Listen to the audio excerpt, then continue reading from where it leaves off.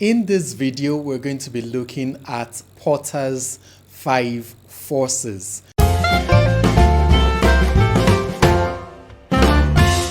My name is Olumide Adele, and like I said earlier, we're going to be looking at Porter's 5 forces in this video. Let me take a few seconds to say that if you've not subscribed to my channel, please click on that subscribe button right now and click on notifications so that you can know anytime I post a video. Let me also say that I run Twim Institute, which is a school where we teach tech and other things. We have business analysis courses. We're a center for the British Computer Society in Nigeria. So you can take our courses from anywhere in the world. All you have to do is to head over to our website and you just register. So Porter's 5 forces, what is it about? It's a framework that was developed by a professor at Harvard Business School. And it was developed in the 1970s, I think. His name is very well known in management, and he is none other than Professor Michael Porter. So he developed this framework known as the 5 forces. And with Porter's 5 forces, we can understand some of the factors affecting the external environment, okay? And if you've been following some of my videos, you would know that the external environment factors are factors that are not actually within the control of the organization.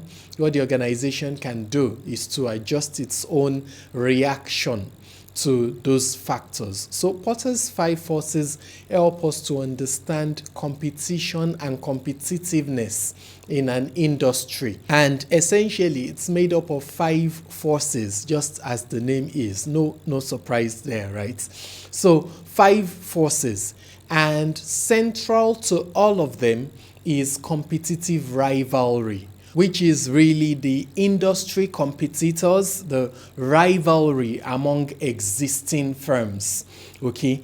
And you see that rivalry, it has certain implications. For it, you're looking at the sizes of the firms. Are they big or small? And then you're looking at the quantity, how many firms are competing. Why? Because generally, if you have a few firms competing, but they are very big firms, then that tells you certain things about that market already. It tells you that you most likely have strong players and that it's going to be very difficult to get into that kind of environment. They're likely to have strong monopolies of the market. So a new entrant might not be able to just come in just like that, okay? But you see that factor is kind of like a result of all the other factors. So let's look at the 4 other factors so that we can fully understand the 5 forces. So the threat of new entrants, or a better way to put that would be to say barriers to entry. So generally, you say that there are low barriers to entry for a market that businesses can enter into without having to maybe invest so much or without being confronted with a lot of regulatory requirements or things like that. So they are relatively easy to enter into. Those ones have low barrier to entry, low barriers to entry. But the ones that have high barriers to entry are the ones that typically have maybe a lot of financial requirements. The capital required to set up and to enter such industries is high. Or maybe there is the need for a license. So a good example of that, there was a time when to start up as a radio station, a terrestrial radio station in Nigeria, was very difficult. Why was it difficult? Because you would need a lot of money. You would need to buy transmitters and all of those things. So in terms of the capital outlay, it was high. But apart from that, there was also the need for the government license. So you would be required to pay for a license, and it was quite expensive then. And not only was it expensive, it was also very difficult to get, to gain the approval. So the implication was that there were very few radio stations. That has changed now. So the industry is much more competitive now, because now the government is much freer with issuing those licenses. And even though the costs are still high, the initial costs of setting up are high, it is easier to enter into the market. So it's not as competitive as it used to be. Another way that you can look at this threat of new entrants or the barriers to entry is to look at something like economies of scale. Economies of scale essentially implies that for certain things, it might be being able to purchase a lot at the same time or operate on a big level, operate at scale, might help to drive down costs for a particular player such that other players might not be able to match up. For example, imagine that you're entering into a market where there is in Nigeria again a ShopRite or Game or similar player. Such players already are able to purchase a lot of items, so they're able to get bulk discounts, so they can give offerings that are difficult to match, and so they are able to have some form of monopoly of that market. Okay, so the barrier to entry is high, but it also depends. We can look at it from a different angle. While they are able to operate, at the departmental store level and utilize a lot of factors in their favor, there are many other factors that are also not in their favor. For example, they are not necessarily situated right next to your house. So you find out that smaller stores are able to fill such needs and all of that. So that is a different factor that we're going to consider in Porter's 5 forces. One other thing still under this threat of new entrants is something like brand loyalty. There are some businesses for which there's already very strong brand loyalty. For example, in Nigeria, if you want to take cornflakes, you're likely to go for maybe Nasco. If you want to buy detergent, you're likely to go for Omo. Although all of those things are changing now because now there are other players in those sectors and they've been able to effectively perpetuate their own brands as well. But that has taken some effort and a good deal of spending. Another factor, the third one that we're going to look at, is the threat of substitute products. Substitute products. So what is a substitute? A substitute is something that can replace your product. Something that can perform or that can fill the same need that your product is filling. Okay, and what that implies is that it doesn't have to be the same product. It doesn't have to be the same kind of product. It can even be a completely different product, but if it fulfills the need, then it is a substitute product. And if there are many such substitute products, or if there are strong substitute products, then the dominance of a particular product in the market is threatened. So, for example, look at soft drinks, Coca-Cola, and La Casera and options like that. A substitute product is water. Why? Because a lot of people buy these drinks when they're in traffic and they're thirsty. And if they're able to buy water, water is going to quench their thirst, maybe even better than the drinks will. So, in as much as the drinks are soft drinks, they perform a different function. As a matter of fact, soft drinks don't even quench thirst. As far as consumers are concerned, water is a very good substitute. But you see, there are other examples of that. Look at something like wristwatches. There was a time when I was growing up, it was the fashion to have a wristwatch. It wasn't just the fashion, it was a need because you needed to tell what the time was. But look at today. People are no longer buying wristwatches at that same kind of rate anymore. Yes, there are still a number of people who have wristwatches for fashion purposes, but many people simply check the time on their phones. So the phone is acting as a substitute product to wristwatches. And if you look at it, phones and wristwatches are not the same. They are not even similar in any way. But in this situation, phones are acting as substitute products. Let me give you one more example. Look at cameras, digital cameras. So I have a bit of a photography background and I am used to using cameras. But you know, when smartphones came out and the cameras on the smartphones became really smart and they became very good, they automatically replaced a lot of cameras. In fact, a lot of the low-level digital cameras were phased out because phones are now able to do the things that were exclusively the responsibility, as it were, of cameras. So those are substitute products. Phones are substituting, smartphones are substituting digital cameras. Are they the same product? No, not at all. But are they able to fill the same need? Yes, they are. So those are substitute products. Now let's look at the fourth item, the bargaining power of customers. If a product relies on a limited customer base, there is a tendency that the customers are going to have very high bargaining power. And if they have high bargaining power, that means that the company that is making the product or selling the product is really at the mercy of the customers. You definitely do not want to be in that kind of situation. So the big question here is, how much of autonomy does the company have in determining its own prices? How much of influence is it subjected to by the customers?